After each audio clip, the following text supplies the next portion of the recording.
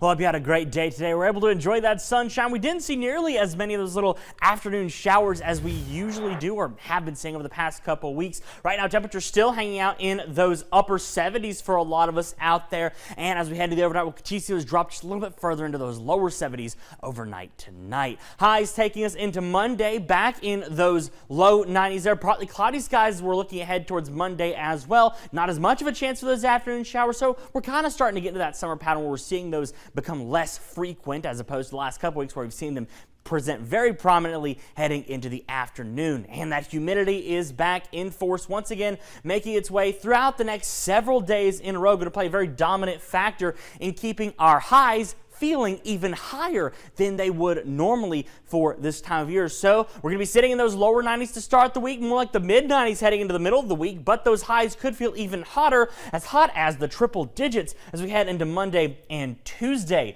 Wednesday, Thursday could feel even hotter than that, around the 105, 106, potentially even upwards of that 110 mark heading into Wednesday and Thursday. It's going to be really hot over these next few, or it's going to be really hot over these next few days. It's going to feel even hotter, and this is the first time really all season we felt that. You know, we had the first heat advisory of the season a couple days ago. Now we could be seeing even more heading into the middle of this week. So remember, if you are working outside or doing anything outside, remember to drink plenty of water and take plenty of breaks inside or in an air-conditioned environment like a car or something to make sure you can cool yourself off, because if not, that could lead to some bad heat-related illnesses, which, well, I'll review those here now. Heat exhaustion versus heat stroke. One of these is all right. I mean, you can get it and be okay. Heat stroke requires, well, medical intervention. So if you feel faint or dizzy while outside working in that heat, you might want to take a break. If you feel a massive headache, that could be indication of a problem. Excessive sweating for heat exhaustion, no sweating for heat stroke, and the list goes on from here.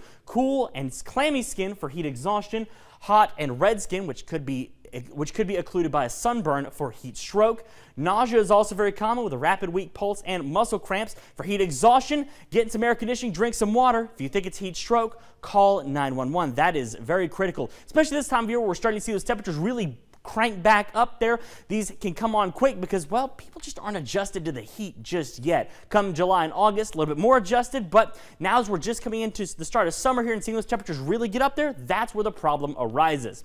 We'll take a look now back into the Atlantic, where we do still see that 40% chance over the next 2 and 7 days out in the central Atlantic. Not going to affect us here in the continental United States. That moves on to the northeast there out in the central Atlantic, but overall still kind of something to note there. Could become our first tropical storm of the season. We'll take a look now at our 10-day at 10, where over the next couple days we'll go from those low 90s potentially back into the mid 90s by Wednesday and Thursday, for dropping back into the low 90s in the back half of the week. Temperatures could feel even hotter. Rampant humidity out there running riot and making those temperatures in the mid 90s feel like the mid triple digits, around 105 or so heading into the afternoon of the next few days. So it's going to be pretty hot.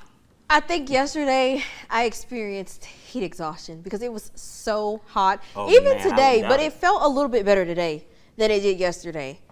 Yeah, I mean, it comes on fast, especially this time of year. You know, we're not we're still kind of in that springtime mode where we're like, oh, I can get outside at 3 o'clock in the afternoon. But that like 2 to like 5 p.m., that's really that critical time. Yeah, that early mark is kind of where it's just like peak heat. Yeah, it's like that's peak daytime heating between 2 and 5 p.m. That's where it's most prominent, and that's really when you want to be drinking water and taking plenty of breaks, either inside or in the shade, to allow yourself a chance to cool off. Yeah, well, I definitely cooled off. Thanks, Zach. After the break.